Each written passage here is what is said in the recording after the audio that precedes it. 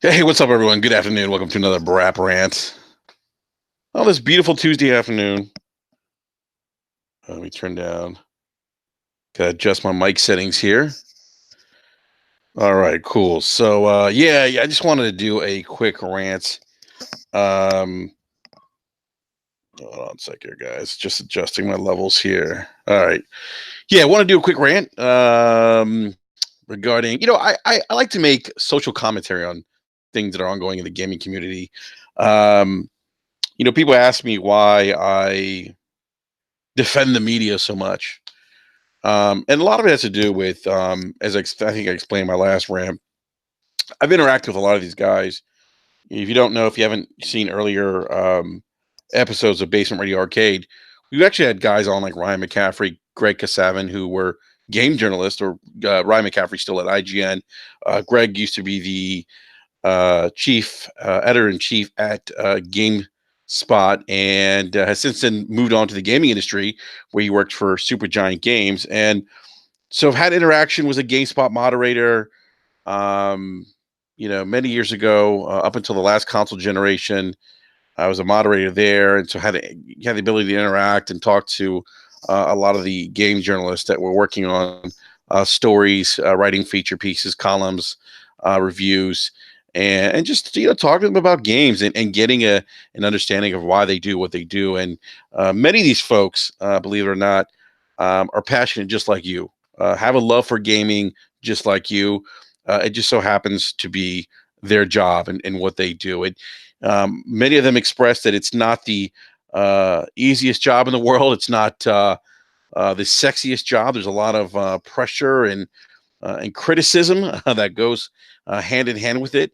But they do it out of passion. They do it because they love gaming, and that's why they have chosen this particular profession. And I feel like that's important to keep in mind, because I think it's easy to Monday morning quarterback when we see things we don't agree with, and that's part of I guess the world that we live in. I think social media has allowed us to quickly make judgments on things without really critically thinking about what's being said, or taking all the information, the totality of information that's presented to us, into account, and then formulating an opinion. It's easy to hit an emoji, or hit a like button, or hit a dislike, without really thinking it through, or thinking about what we're disliking or liking.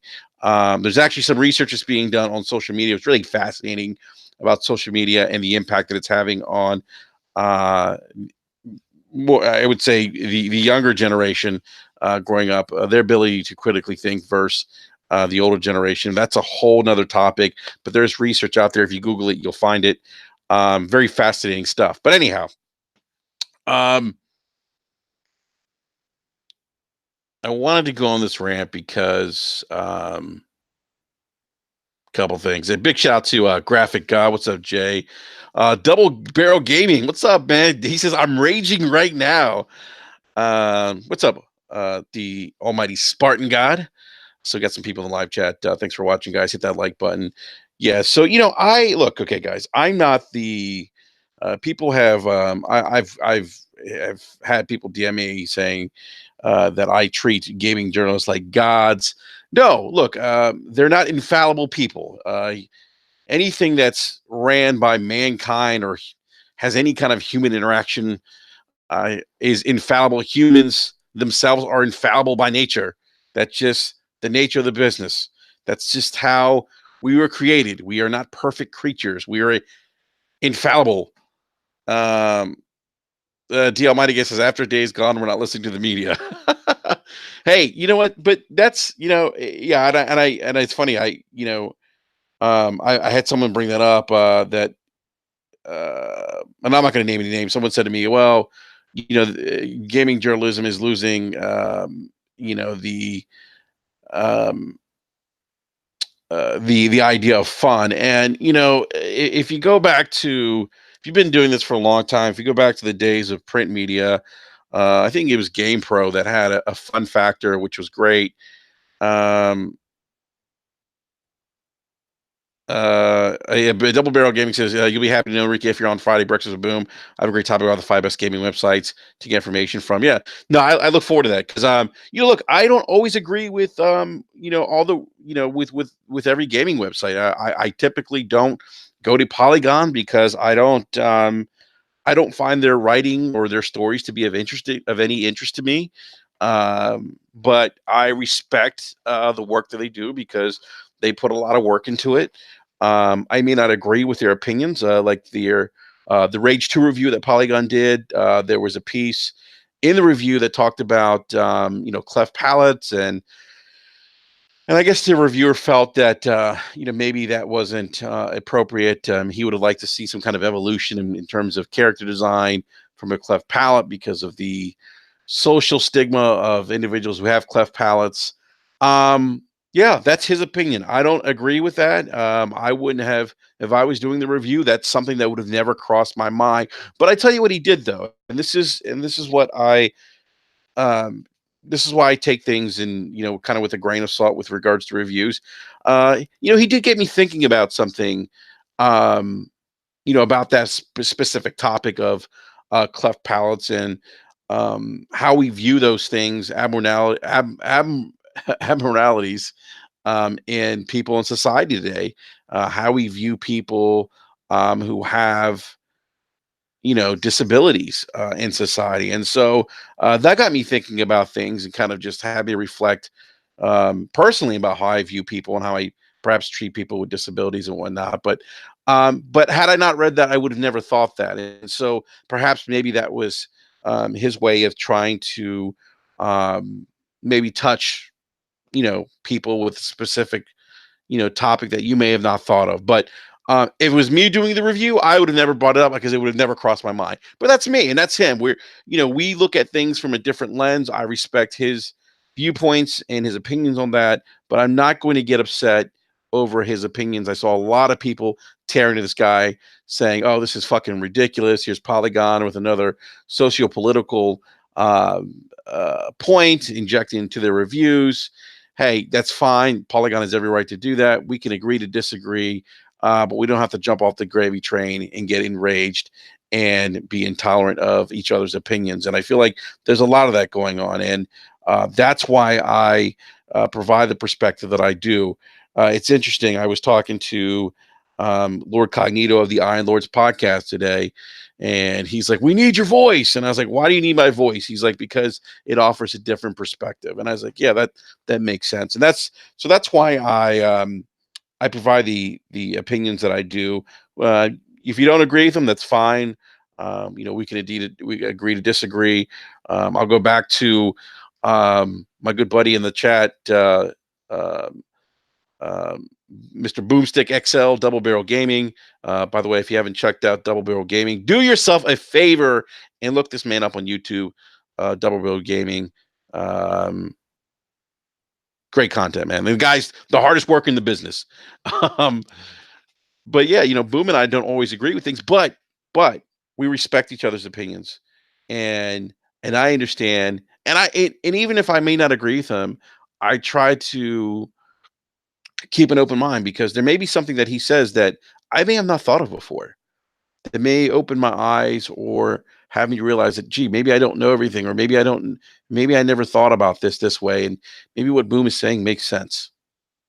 Perhaps he's right.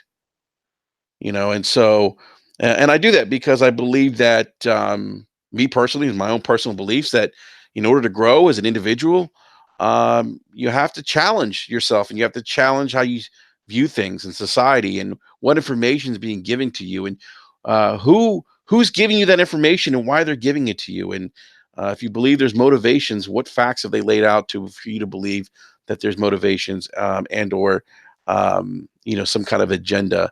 Although I think with gaming, I don't think there's much agendas as you will find in political commentary, like you might see maybe on CNN or Fox. But I digress. So, but I do believe that though. I believe in reading different opinions, getting different points of view. I don't just watch MSNBC, CNN.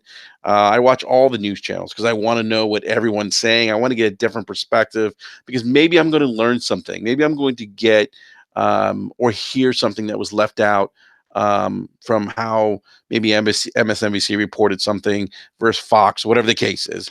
And I believe that's important. At least it's important for me. Graphic God says they should have the fun factor number. Yay. I'm actually all for that. GamePro did that. I think the fun factor is great.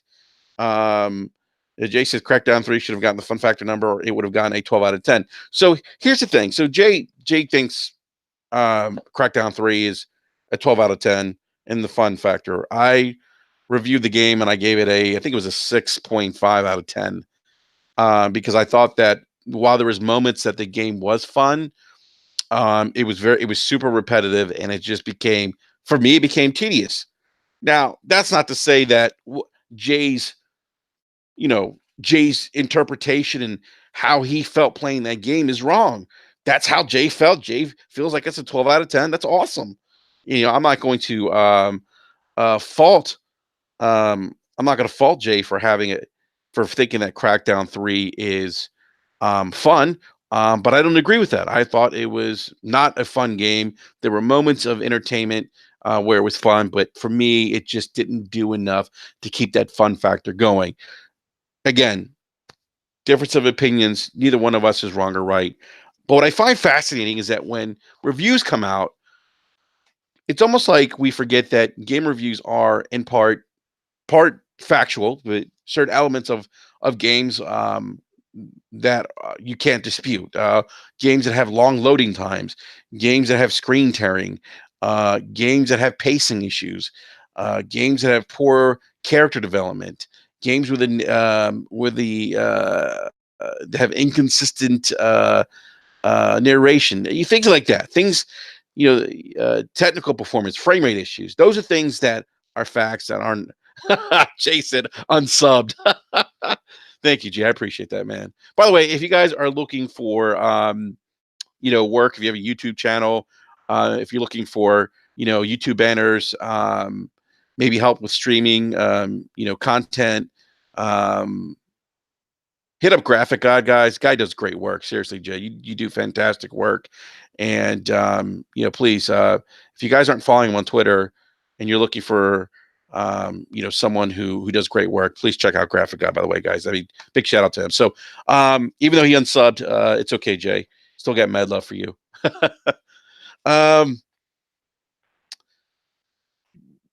Real quick, Double Barrel Gaming Boomstick says, I appreciate that, dude. Absolutely, Enrique having a different opinion doesn't make someone wrong.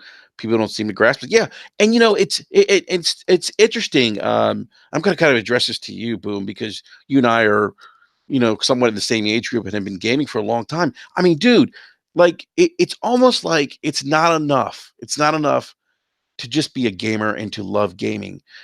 And maybe I'm wrong here, guys. Maybe I'm wrong. Maybe I'm off base here. I don't know. But to me, my perspective and how I see things, I almost feel like it's not enough to be a gamer. You almost have to rep a brand now. Yeah, it's become very. There's a lot of tribalism in the gaming community, and I don't understand that. I've always felt like I don't fit. I'm not a. Look, I have an Xbox One X. I have a PlayStation 4 Pro, but I don't look at myself as an Xbox dude. I don't look at myself as a PlayStation 4 guy. I'm looking at myself as a Nintendo Switch guy. I look at myself as a gamer. I love gaming. I love it. Gaming is my escape. Gaming is where if I'm having a hard day, if I'm stressed out, um, gaming's the escape that I go to. Gaming has got me through a lot of hard times in my own life. And so that's where my passion for gaming comes from. And that's why I feel like at times I don't understand some of the what I feel is unnecessary criticism towards um, people in the gaming industry, in the game or gaming professionals, whether it's developers or journalists. I do feel like more often than not, there's a lot of mistrust for journalists in the gaming industry. And look, again, I'm not saying these folks are infallible; they're not. But I also don't agree with all the hate. I often think that it's fueled based on what side of the fence you're on. If you rock a certain brand, that you're probably more inclined to think that, um, yeah, that gaming journalists are biased or terrible or ruining the gaming industry. Um, Invader Gaming says I rep the Graphic God brand. I do too, Invader Gaming. Although big shout out. Uh, Big shout out to everyone in the live chat. By the way, guys, I see everyone's kind of been pouring in. I appreciate you guys coming in kind of last minute. But big shout out to my man Diego, who also did a lot of artwork for Basement Radio Arcade. Diego's not in the live chat. Haven't seen him in a long time, but he's also on the Twitters. Give him a follow as well. Good dude. So the Almighty Spying out. So what should Crackdown 3 be reviewed like? Uh uh I don't. I mean, I don't know. I mean, I'm not sure what you mean by that. I think it should be. Look, these games. Here's the thing. We have to take things into context too. And one of the things. Look, because I've been in that boat, guys. I got into a fight with Greg Savin one time. I'll tell you a story. Goes back probably about 14 years or so. When Greg was chief editor in chief of GameSpot, and Greg actually had written a review for the latest Metal Gear that had just come to the original Xbox, that had been a PlayStation 2 exclusive, just came to the Xbox. And here I am. I am so excited that Metal Gear is um, finally on the Xbox. I think it was a special edition Metal Gear 2 or something. I think they called it something else. I don't remember. It's such a long time ago. But Greg had mentioned um, in um, his review, and not that he deducted points from for this, but he mentioned something to the fact that when comparing performance, there was that he was kind of bummed out to see that there were some performance issues with the Xbox version of Metal Gear, considering how superior the hardware was, or something to that effect. Now, I completely lost my shit. I told Greg he was wrong. I told Greg that he was lying to the fans, because yes, I was once a fanboy. I felt slighted. I felt like he was not giving the OG Xbox a chance, and he was slighting the brand that I was repping, and I took it personally. I did. And so Greg and I get in this huge argument and I'm a moderator, by the way, on the GameSpot forums. I'm a moderator.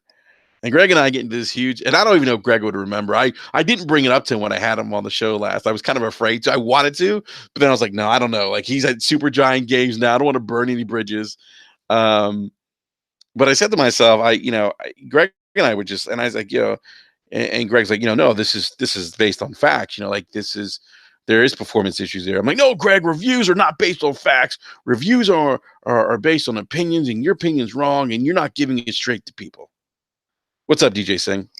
So Greg and I, and this is happening on the GameSpot forums, and so you can imagine how much shit I got from. I almost had my moderator status revoked. Greg and I, what's up, Nukem? Greg and I had Greg Seven. I had a little powwow in private DM, and we hashed it out, and he explained to me, and um, kind of gave me a little more insight into what goes into gaming reviews. And I didn't know what consisted of gaming reviews. I didn't know reviews were, part facts, part opinion. And he explained this to me, and he said, hey, I think it's a great game. I don't think it's a terrible game. I would recommend it to anyone who owned an Xbox. But the point is that I was so emotionally invested in this console.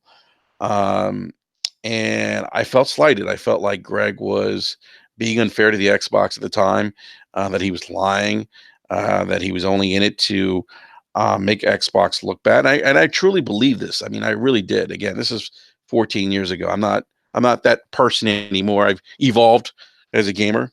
But yeah, I was a fanboy, and So I kind of get that perspective, and this is where I get my perspective from, and why I share my perspective, because I think it's important.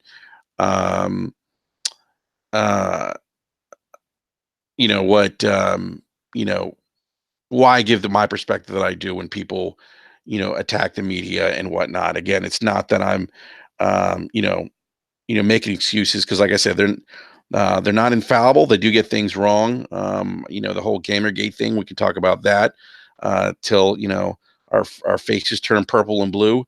Um, I don't, that was a whole nother issue. But New Nukem in the live chat says, "I just bought Rage 2. I don't give a fuck what people are be spewing," and that's my point, and that's kind of what I've been driving home to people.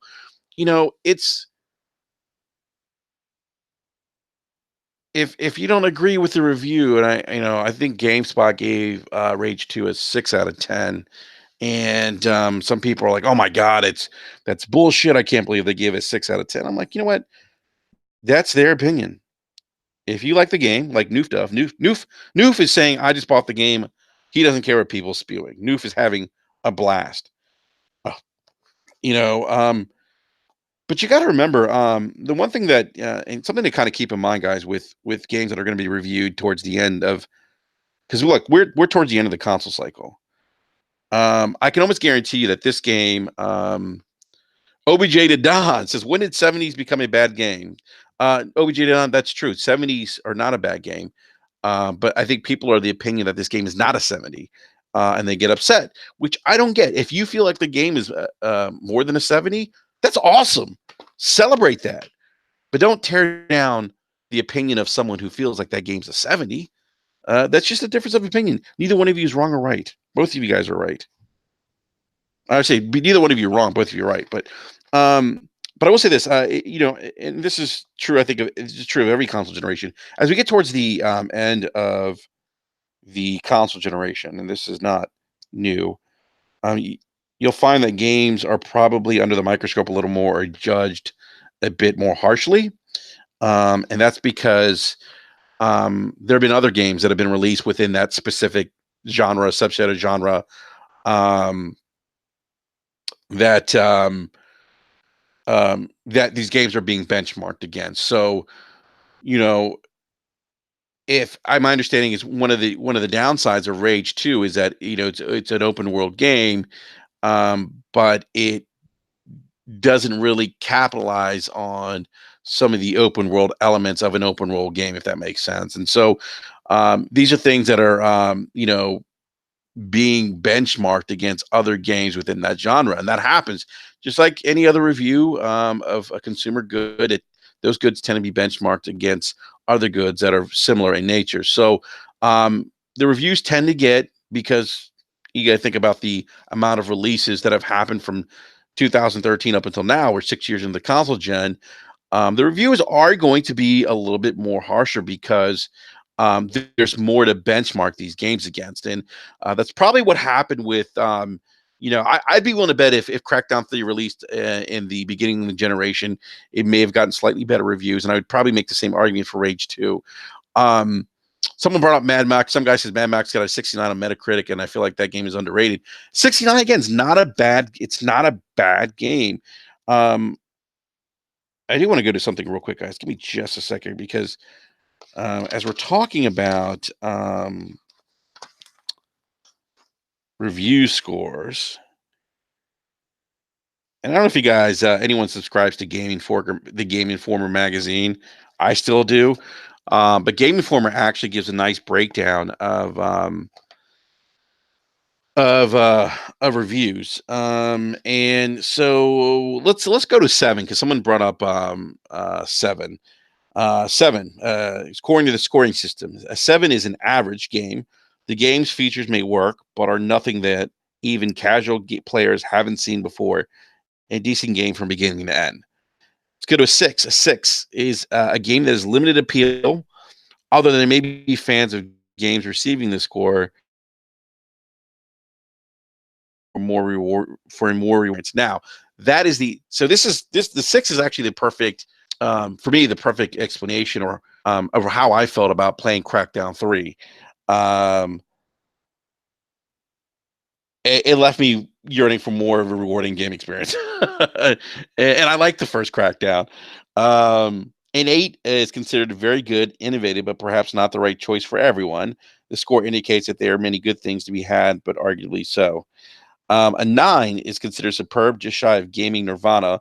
The score is a high recommendation because the game reviewed in head and shoulders above its competition. Again, in its competition, that's the benchmarking that I talked about earlier.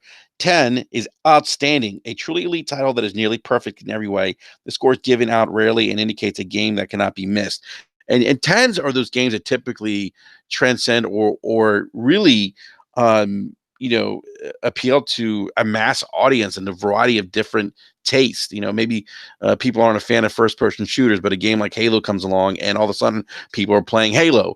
They may not be a fan of that genre, but Halo's done so well in a way that it just appeals to almost everyone. OBJ Don says reviews are opinions. Gamers need to treat them as such. So that's my point. And the Rage 2 thing is interesting. And so I'm not going to name any names, but I think what I found disturbing. And by the way, someone said to me that I'm policing. Why do I police people's opinions? I just want to comment on that. I'm not going to name the name of the person who said it to me on Twitter, but I'm not policing again as much as I am offering a different perspective. And I'll leave it at that. And look, you don't have to agree with me. It's fine. I'm okay if people don't agree with me. I want people who watch this show who feel like, hey, you know what, Enrique is his own man. He tells it like he tells it like it is, or he expresses how he feels. Because I'm not, I do this out of passion. I do this to be transparent and to be honest. I want people who have difference of opinions to watch this show because hey, I may learn something from them too. I don't want this to be a big circle jerk. It's not what I started this podcast for. Noof Nukem says 10 near flawless on gameplay, graphic, technical achievement, story, ingenuity, fun factor. Fun factors. It's this is the second or third time I've seen fun factor brought up in the live chat. I got to tell you guys, I miss GamePro's fun factor. I also miss guys, and I think that, and I think online media sites probably don't have the internal bandwidth to do this. But you guys remember? I think it was GamePro or EGM, and boom, if you're still listening, maybe you can chime in. I think it was GamePro or EGM that used to have Famitsu. Famitsu does this in Japan, or Famitsu does this in Japan.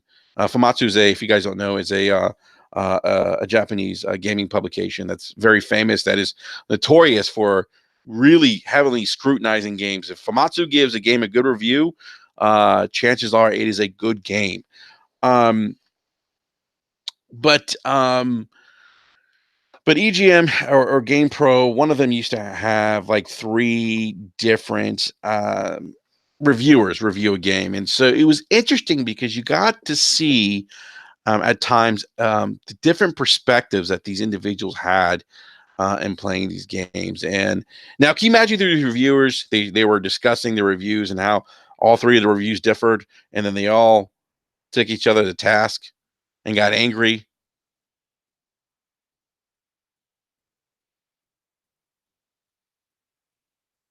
TJ Singh asked me, "What do you think about Game and former apology to reviewing Days Gone harshly?" I'm not aware of. If you could elaborate, I'm not aware of that.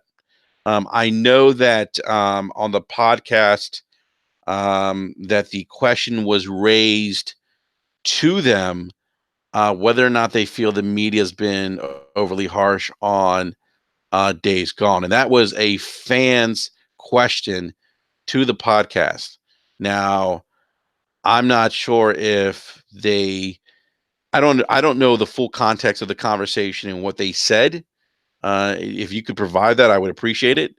But I can't comment on something I don't know all the information on. I don't know, if they said, "Hey, we're sorry for reviewing the game harshly," or if they, you know, even apologized at all, or if they apologized, if they said, something to the effect of, "Oh, hey, we're sorry that you feel that way." I do know that there was a headline saying, we addressed has the media been too harsh on Days Gone, and people ran with that narrative of, oh, the media is is giving Sony a pass, or how come they never they never reflect this way on harsh reviews that they give to Xbox exclusives. And that's not what was really the context of the situation. It was a fan email to them asking that question, whether or not they felt that the media had the media rev- had the media been too harsh in reviewing Days Gone. You got to remember something. I mean, think about and go back to what I said earlier about where we are at in the console cycle. Days Gone is going to be benchmarked against some of those other open world games, especially some of the good ones that Sony came out with. If you think of games like Until Dawn, um, or not Until Dawn. Hold on a second, guys. I'm getting my games confused now. This is what happens when you get old, guys. Everything starts becoming a blur.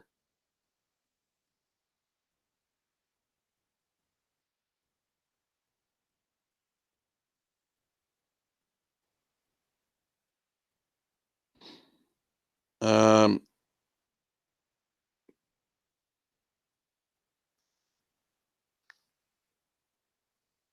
yeah, so I mean, Days Gone is going to be benchmarked against some of the other um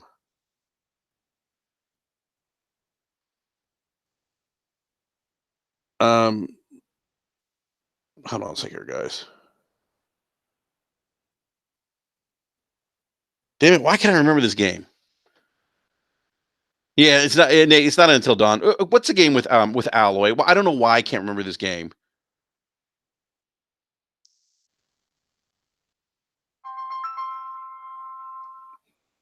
That's my phone ringing. If someone in the live chat could be so kind. Anyhow, Days Gone's going to be benchmarked against some of the other games that were released. Um, Horizon Zero Dawn. Thank you, OBJ. It's like Until Dawn. What the fuck? Thank you, guys. I had a complete brain fart there.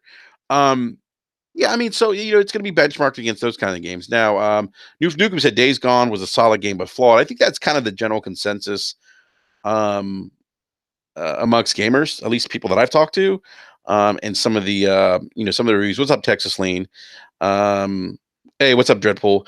So, Noof Nukem says, I loved Horizon Zero Dawn. I love it too. But then it's interesting. And this is where I say, guys, like we have difference of opinions and taste. I know people that hate Horizon Zero Dawn. I think it's utter garbage, and so this is why I say when it comes to reviews, we shouldn't get.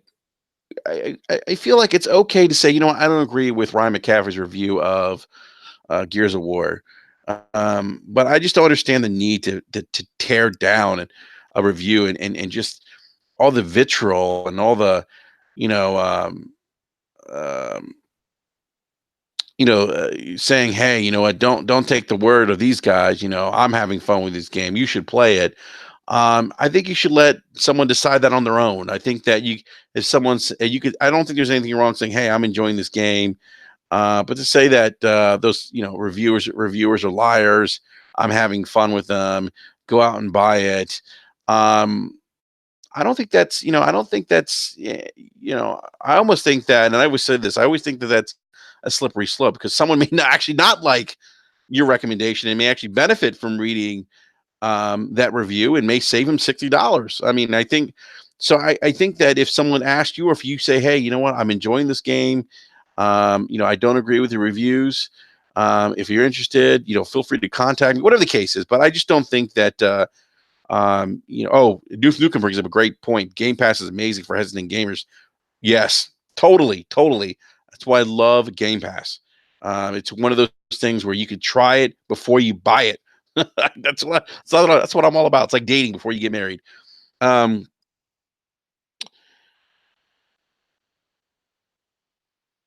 but I do want to get to kind of the main point of this rant, and this goes back to Rage 2 and the media and whatnot. I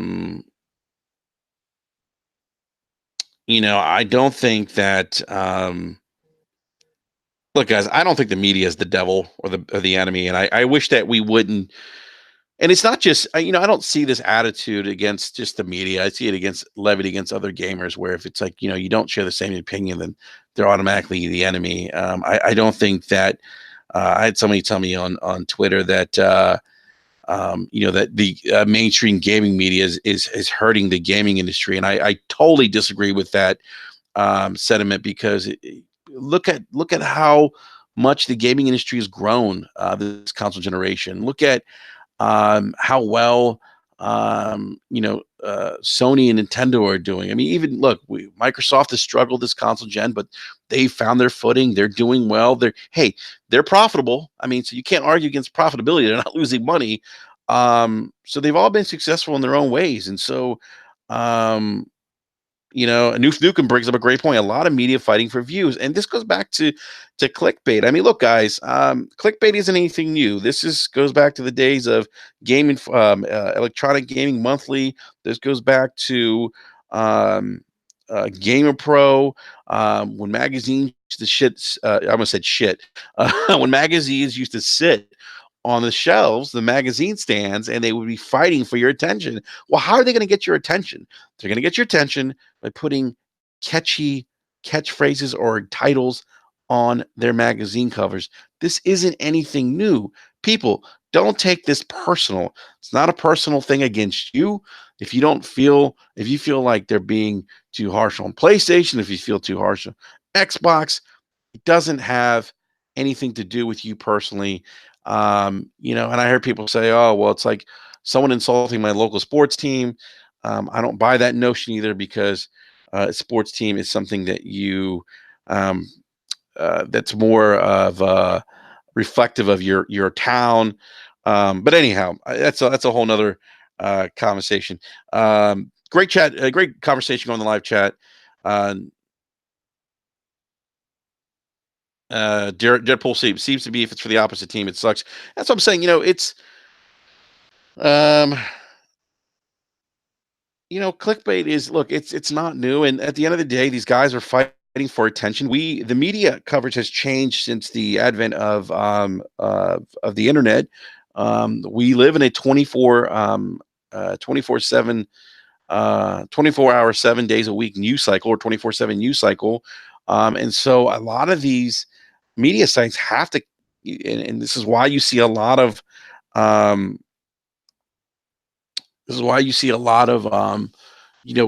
columns, opinion pieces being written, because they have to keep providing content to keep people coming back, because other sites keep providing content. Now, we can dispute whether this has a 24/7 news cycle has diluted the quality of content that we're receiving. You could probably make an argument for that.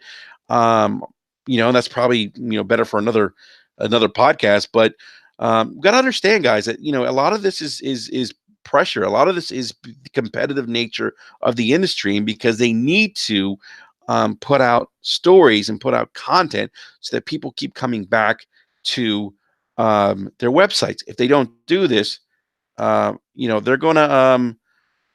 gonna get in trouble. They're gonna be out of business, and that's what's gonna happen. And look, it's not just uh, you know the it's not just the media that does this. YouTubers do this. Clickbait to try to drive traffic to their channel. Noof Nukem says, I think lots of inexperienced media who write reviews aren't aware of how they articulate their opinions, or how they articulate their opinions get skewed. I don't know. I mean, that's an interesting comment. That could be it. Maybe they may not be aware of that.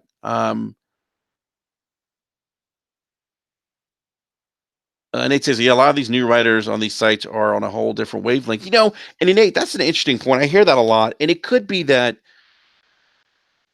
I think with every generation, um, and you can look at music as an example, or storytelling, writing or composition or expression. Um, I think when it involves art form and entertainment, evolves, and it doesn't ever stay the same. And I think that for some of us who are older, that could be a tough pill to swallow sometimes, because these folks are coming and growing up in a different world than we grew up in, and therefore their experiences and how they view things. Their optics are different than ours, and that's probably what's happening, maybe. And I think we also have to take that into consideration too. Um, that they may see things differently. They may process things differently. They may think about things or question things that we would have never thought to question. You know, um, Noof says, "Brap, don't you find it funny how many review outlets hype these games at E3 and slam them after release?" I think that's that's nothing new. That has been going on since the days of print media. I don't think it's done purposely, Noof. I think that there's some general excitement, like how we're. I mean, think about us, Noof. We get excited when we see games at E3, and then often when we play them, sometimes we're like, "Oh man, this game is not good," and I think that's probably what happens too. Ricardo says Rage 2 feels a little bit like Doom from 2017. I've actually heard that Rage 2 is like Doom and a combination of Doom and Mad Max. Noof, I don't know. I might be able to maybe join tonight. Depends what time you go live. Hit me up in DM, bro.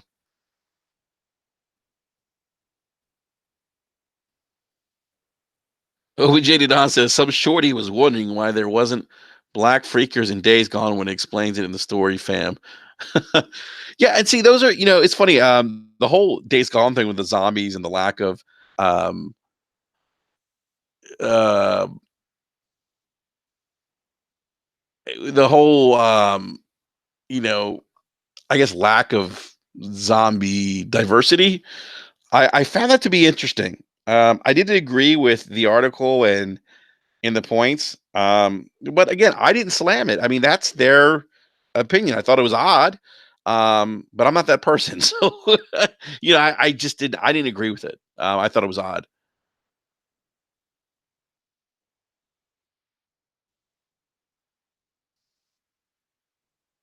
Yeah, I knew if I the lack of color freakers. Yeah, that's what it was.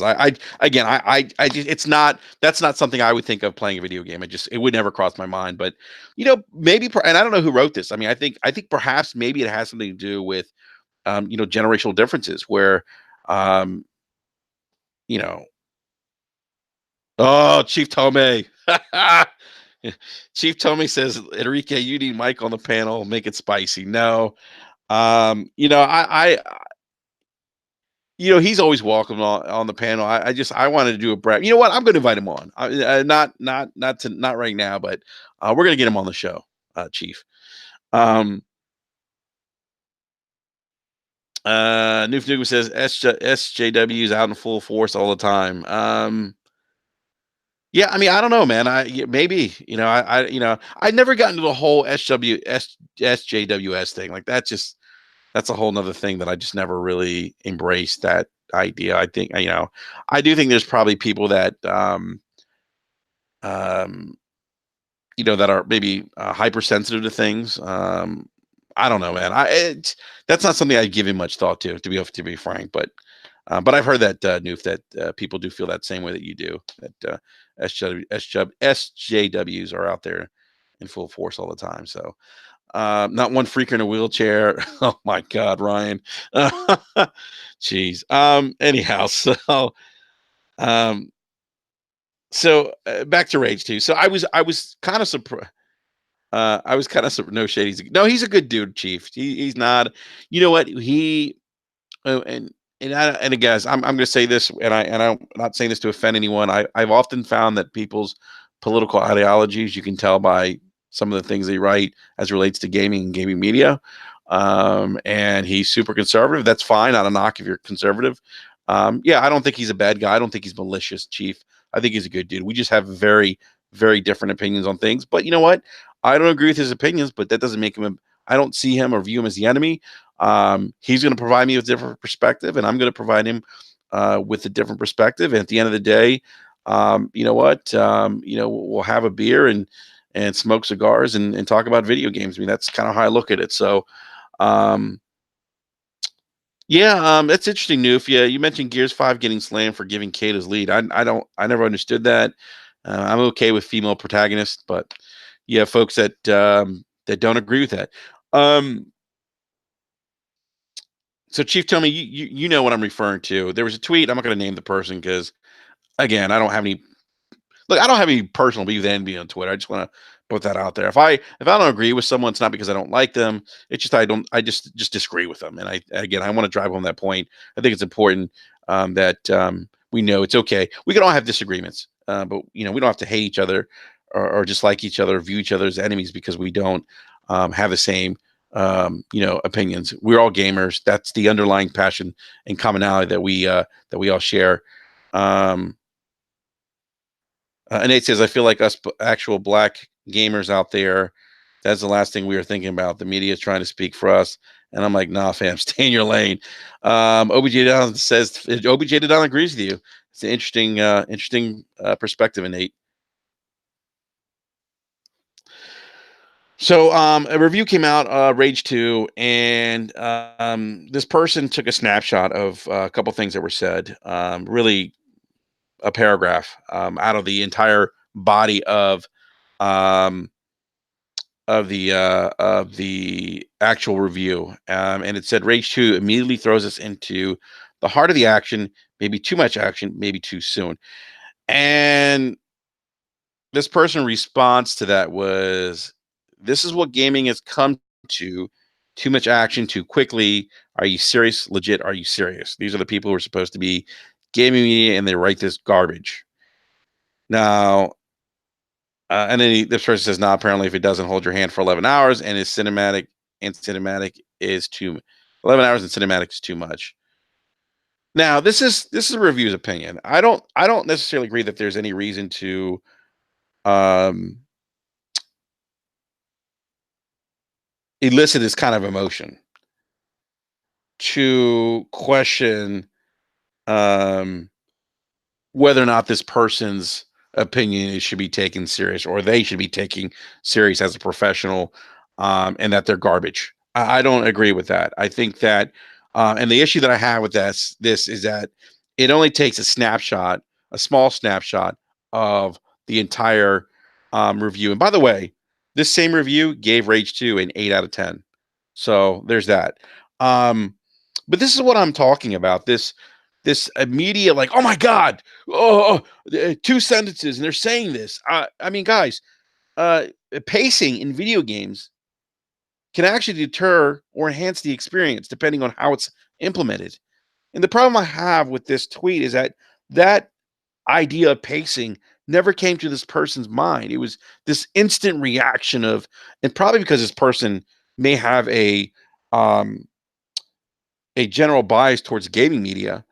um the idea of pacing and what this person was addressing never came to this, at least in my opinion, what I'm seeing and how I'm reading my interpretation of what they wrote, is that they didn't take into consideration that pacing is the issue, and that this is what this reviewer is saying. Now, the reviewer who this person says that this is garbage, again gave this gave Rage 2 an 8 out of 10. Now, I don't understand why, as gamers, we feel the need to um, get this upset over someone's opinion about pacing. And actually, if you read other reviews for perspective, I think it was maybe GameSpot or The Verge that said that, and this is where it kind of made sense to me, that the game starts out with such a bang and an immense action that one of the things it fails to do is keep that momentum, that same level of action that gives you so much satisfaction in the beginning of the game. Hence, pacing. That's a pacing issue. Now, some other people may not experience that. Some other people may be okay with that type of pacing because there may be other aspects of the game that are just as fulfilling and equally fun. And so that's where we start getting into the opinion pieces of reviews. But it's interesting. No one read the entire review. They just looked at this immediate. They just looked at this tiny paragraph and how this person responded to this, and everybody went off the deep end. One guy said, "Is it too much for media to understand when they review an action movie game to not expect Schindler's List level narrative pacing?" But this person hasn't even played the game. The same person that said this has no direct gameplay experience, and they're making this assertion or this assumption. And Nate says, I don't really think it sounds angry. I just think it has become a meme because of IGN's review. Too much of this equals 7 out of 10, and people just say it a lot for reviews. It's actually pretty funny. I'm not saying it's angry as much as it is. Maybe anger is not too strong of a word, but it's some level of emotion, without I think actually critically thinking about the totality of the entire review or actually reading the entire review. And then, hey, the same thing. I probably heard me say this earlier. The same review that said this, that Rage 2 immediately throws us into the heart of the action, maybe too much action, maybe too soon. This same person who said this about Rage 2 gave it an 8 out of 10. An 8 out of 10.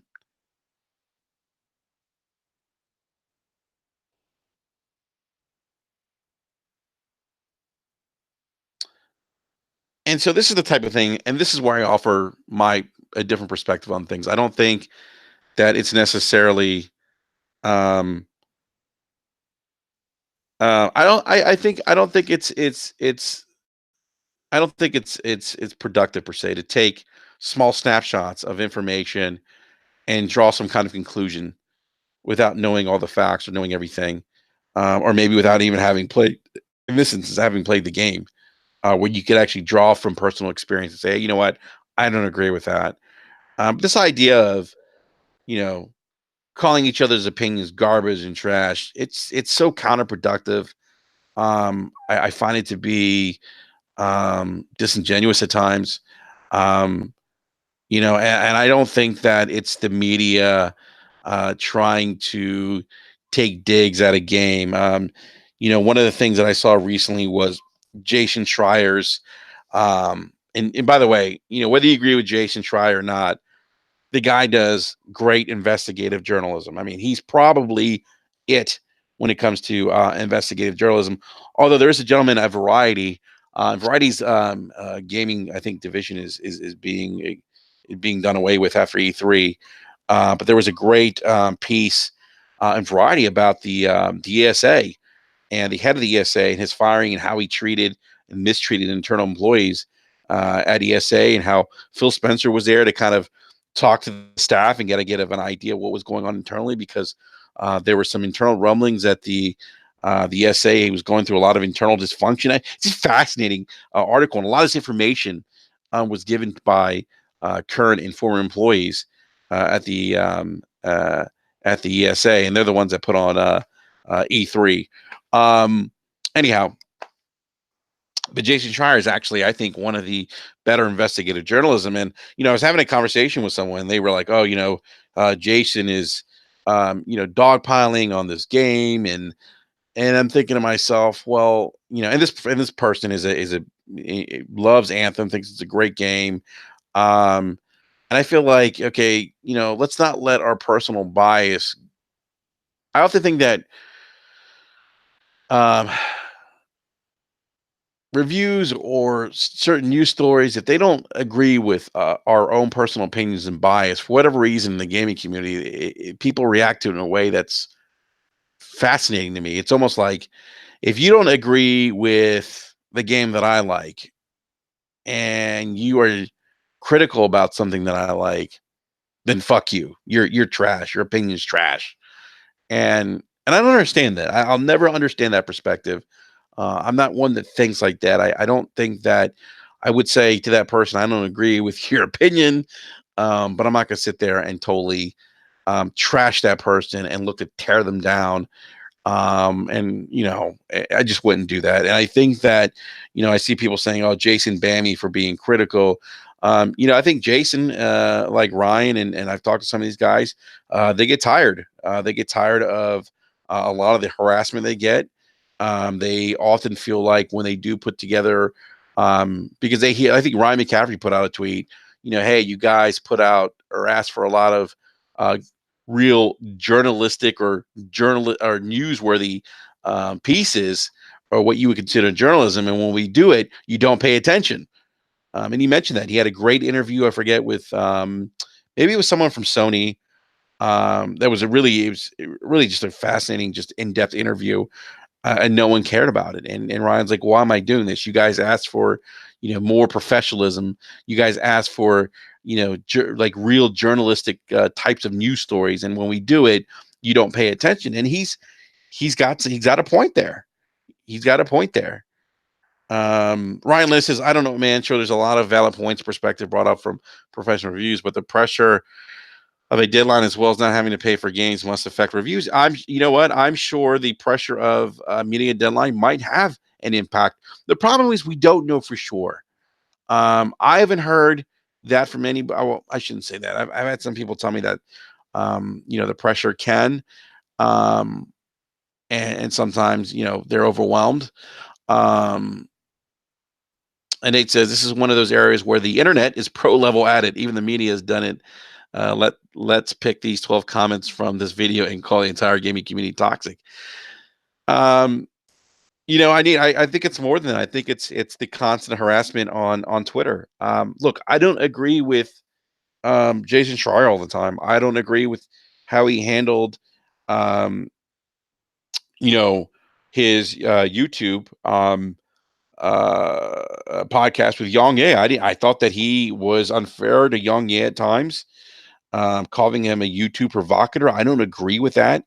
And I've said that to Jason. I don't agree with that YouTube comment. We're not all provocateurs. A lot of us are just, you know, passionate about gaming. And we have a difference in opinion on that. I didn't get blocked for saying that from Jason. Um,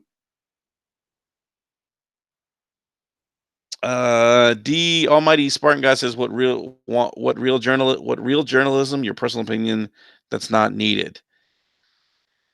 Um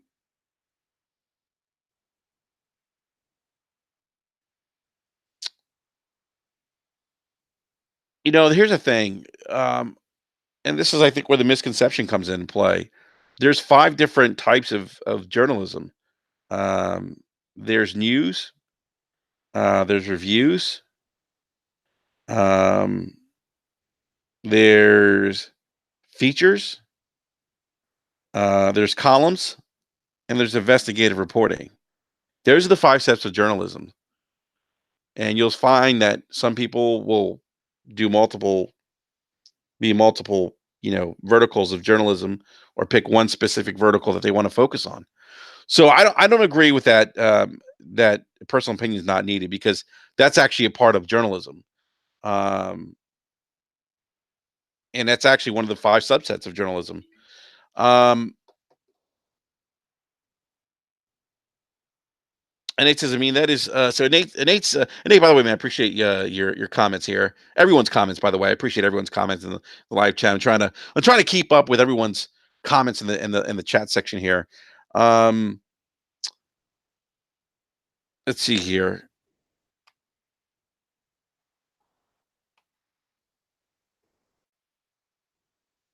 What's up, Mitchy Dies a Lot? Mitchy Dies a Lot says, I think sometimes as gamers, you need to accept that publisher choices, whether we like it or not. You know what opinions are like. Everyone has one. It's interesting with regards to publishers. I mean, publishers, developers often have unpopular opinions, but I think we have the power of consumers to speak with our wallets. We don't have to buy the products that they put out, or when it comes to things like microtransactions, we don't have to involve ourselves in those kinds of things.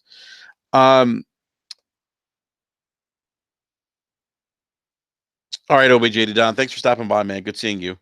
Um,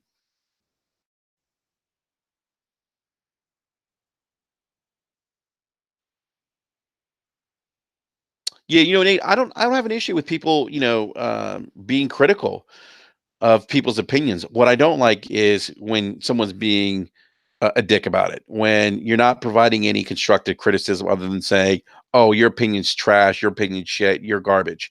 That's just not productive. That's To me, that's just not. There's another way to go about it, and that go by about it. And I don't believe that. Um, and I'll go back to Jason Schreier. The conversation I was having with this individual where he felt like um, Jason was piling on Anthem, and I'm like, he's not saying anything that's not true. And you don't have to be a fly on the wall to know that this game had development problems and issues. I think what Jason did was give us a little more insight into Um, Do you mind inspiring guys? Says, Yo, Enrique, question: Do you think IGN should still be relevant? Yeah, I think IGN should still be relevant. I mean, they haven't. What is? I don't have an issue with IGN. I mean, um, they've been around for a long time. I like the work that I really like the work that Ryan McCaffrey does. Ryan's a good dude, man. Like I said, we've had him on the podcast. Nice guy, passionate about gaming.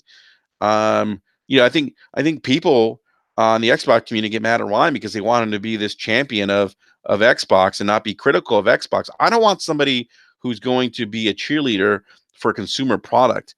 I want somebody who can be critical when they need to be critical. I think that that's what you want from a journalist. You don't want a journalist to, I think, consistently agree with your points of view. I think you want them to challenge certain things when they need to be challenged. I don't. That's how I view things, or how I view journalism. I mean, I don't think that it's a good thing to pander one way or another. You guys may say, oh, well, they pander anyway. I don't necessarily agree with that, but I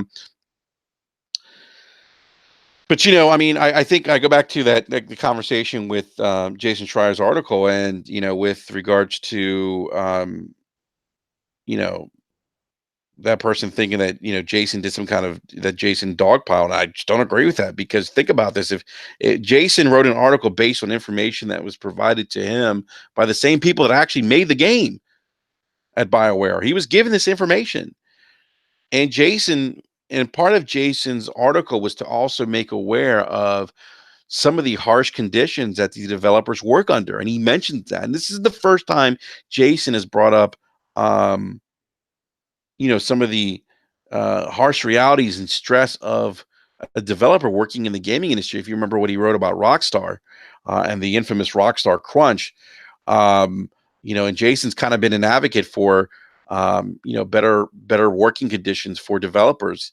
And he highlighted that some of the developers on Anthem went on sabbatical for mental reasons, being stressed out. Some never came back. Those are interesting. That's interesting to me. That's interesting to see that kind of insight. DL Money's Party Guy says Nintendo's real media bias. They get away with everything. Hey, Nintendo's got that political clout, man. They they can do no wrong. Nate said there's nothing wrong with the story he did on Anthem. Some people just wanted to love that game, took it like a personal attack, and that's what I'm saying here. This person, I think, took what Jason was saying as a personal attack. And guys, if we like something and someone doesn't agree with us, it's not a personal attack against us. It's just not. It's not. It doesn't mean that we're wrong for liking something. I mean, it's even okay for us to be critical of things that we like. Heck, I'm a gamer. I love gaming, but I'm critical of developers. I'm critical of Microsoft. I'm critical of Sony. I'm critical of Nintendo when I have to be, and I love all those platforms. But I'm also a consumer. And I also understand that it's my money. I value my money, and I'm just not going to give it away for the sake of giving away because I want to support a particular brand.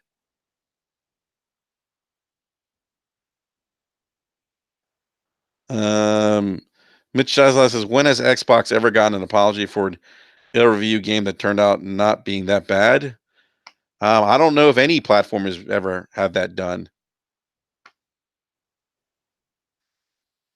Um, but again, I think, and I just harken that point of, I think a lot of times when people say media buys, I think a lot of it's because they feel slighted, and they feel like, because the media doesn't agree with their personal opinion and what they like, um, they feel the need to defend that. And I just don't understand that.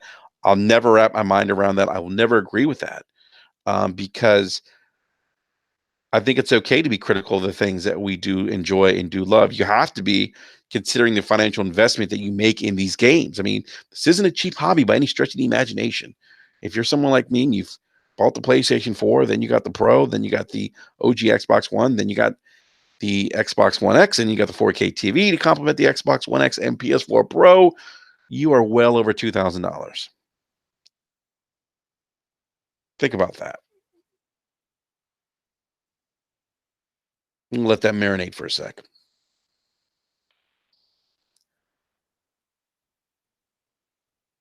Anyhow, so yeah, I'll go back to that initial tweet of rage too. I just it'd just be nice to see if people would before. It's interesting. Social media is fascinating in the sense that it's so easy for us to, I think, hit the like or dislike button without really thinking about what we're liking or disliking.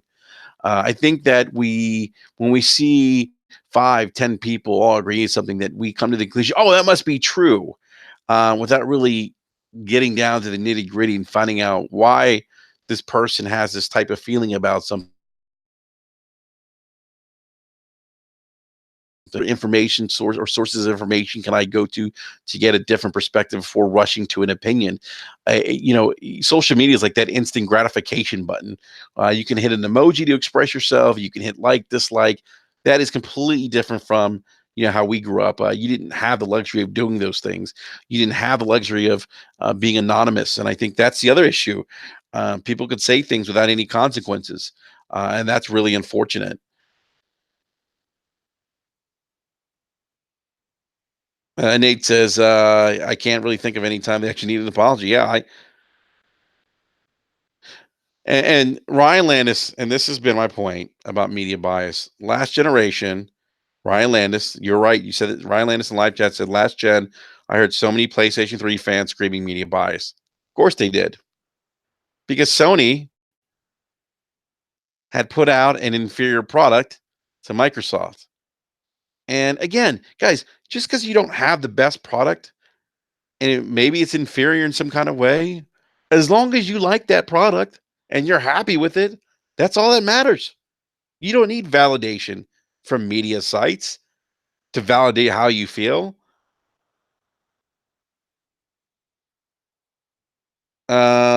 Mitchy Dies a Lot says Game Days Gone got an apology from GameSpot. Can you provide me the link with that? Mitchy Dies a Lot. I am not aware of GameSpot um, giving an apology for Days Gone. I know that there was a podcast, and I thought it was Game Informer, where it was, is the media being too harsh on Days Gone? And that particular subject was not something that was brought up by the website or the publication.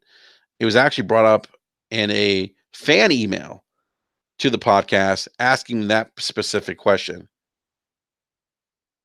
And Nate, you just hit it right on the head, man. Guys, listen to what Nate said here. And he is dead on.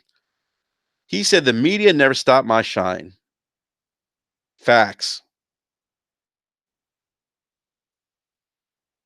Look, I had friends who owned TurboGrafx 16. If you don't know what the TurboGrafx 16 is, I think many of you do. Google it. And I had friends who had that. At the time, the dominant consoles were the Sega Genesis and the SNES, Super Nintendo Entertainment System.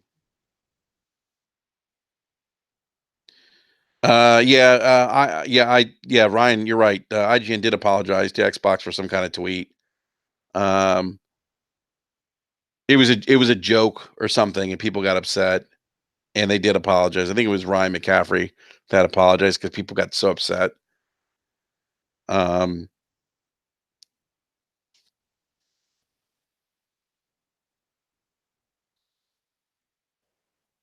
yeah, Mitchy dies a lot. Please provide that link where GameSpot actually apologizes about for Days Gone. Um, because I'm curious. I'm not aware of that. Um, I forget what the tweet was, Ryan. And Nate says, I mean, there was like 12 articles a day about PS3 failing. It was annoying, but it didn't stop me from enjoying the PlayStation 3 since day one. Yeah, and the reason why you saw those articles, Nate, because it was so fascinating for so many people, and it was such a big news story that Sony, coming off the dominance of the PlayStation 2, fell off its pedestal hard. And if you go back to that time, you got to remember, Nate, the messaging from Sony was not good. Remember Kazurari saying remember Kazurari would say things like, "Oh, we purposely made the PlayStation 3 difficult to develop for developers." What? I'm like, really?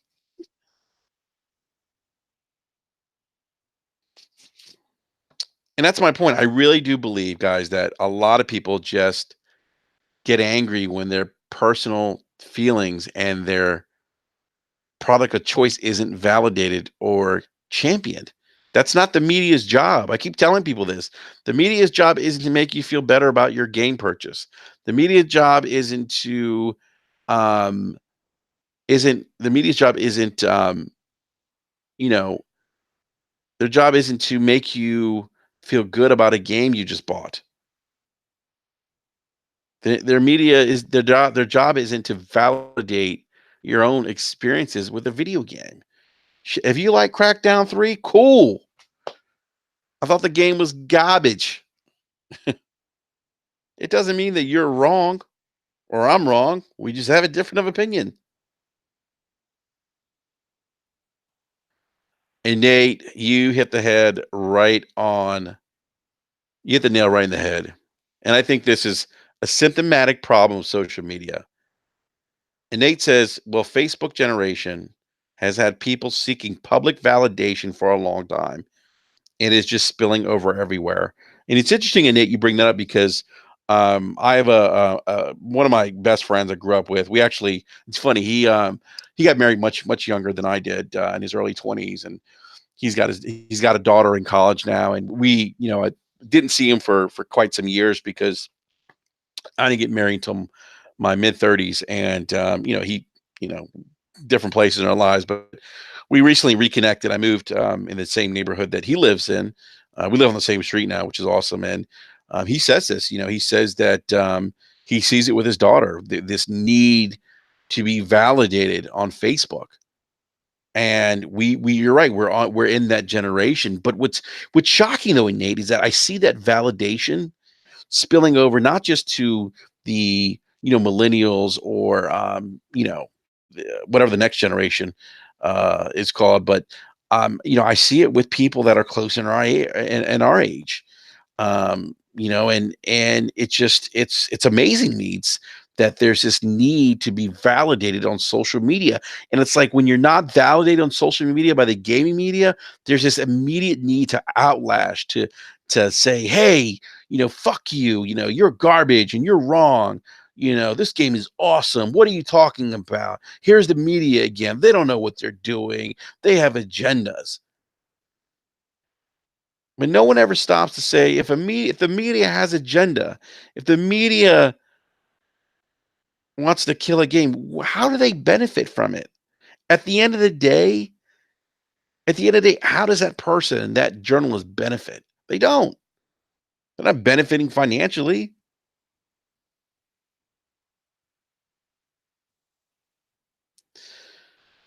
And this is where I say people don't ask those questions. People don't ask. They see 5, 10 people agree with some kind of conspiracy theory about why a game didn't get the review score they feel it did. And it's just like that herd mentality. It's just interesting. It's fascinating. I mean, you know, um, I don't know. That's so guys, that's really my rant. Rage 2 of the reviews, having gamers raging, people upset, and it's funny. I got a lot of heat for saying, "Hey, why are we getting mad over people's opinions? Why is clickbait only clickbait when we don't agree with the title of the article?"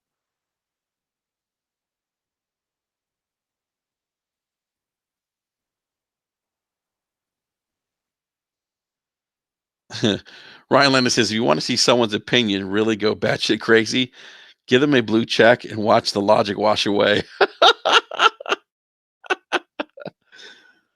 Oh my goodness. Yeah.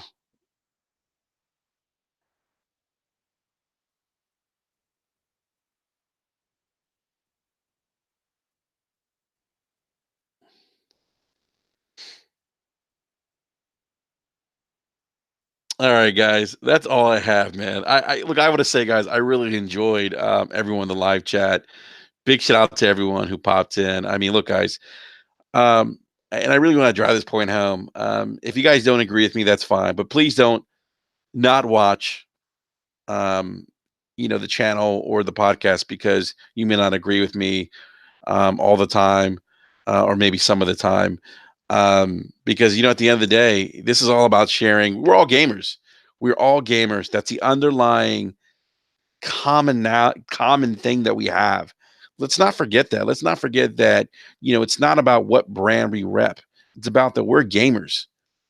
We're gamers. And let me tell you something. Um, this industry has come a long way. Gaming media has come a long way. Game development's come a long way. Gaming culture is at a place that I would have never imagined it to be. 30 something years ago when I started gaming, it is transcended uh, in so many different ways to so many different people, and it's at a place it's just at a good place right now. And so let's not forget that, and let's not always let's get out of our echo chambers and be open to the ideas and opinions of other people too. Even if you feel like Ryan Landis says, I give your opinion an 8 out of 10. Thank you, Ryan. I'll take an 8 out of 10. And Nate says, even if we disagree, you're willing to listen to both sides. And a lot of people aren't willing to do that these days. Echo chambers ain't doing anyone any favors. So I always come through when I can. Yeah, Nate, you and I have disagreed on things. But you know what, man? That's a thing, man. It's a sharing of ideas. It's a conversation. It's interesting. I said this in an article I wrote for the Iron Lords. A big shout out to the Iron Lords. If you haven't checked out their website, go to lordsofgaming.net. Um, I feel like political ideology has really crept into the gaming community where, it isn't enough to be a gamer and it isn't about doing what's right for the gaming community as much as it is doing what's right for the brand. And that's not what gaming's about. Gaming's bigger than brands. Gaming's bigger than Xbox. Gaming's bigger than PlayStation. Gaming's bigger than EA. Gaming's bigger than, um, these developers. Um, you know, Gaming is the one thing we have in common. So, anyhow, guys, that's my rant for the day. Um, Appreciate everyone who came out and hung out. Great, great, great conversations in the live chats. Also, new faces there too. Appreciate you guys stopping by. If you haven't done so, hit the like button, subscribe as well. We will be back tomorrow night at 9 p.m. Eastern Standard Time for our Wednesday edition of Basement Radio Arcade Podcast.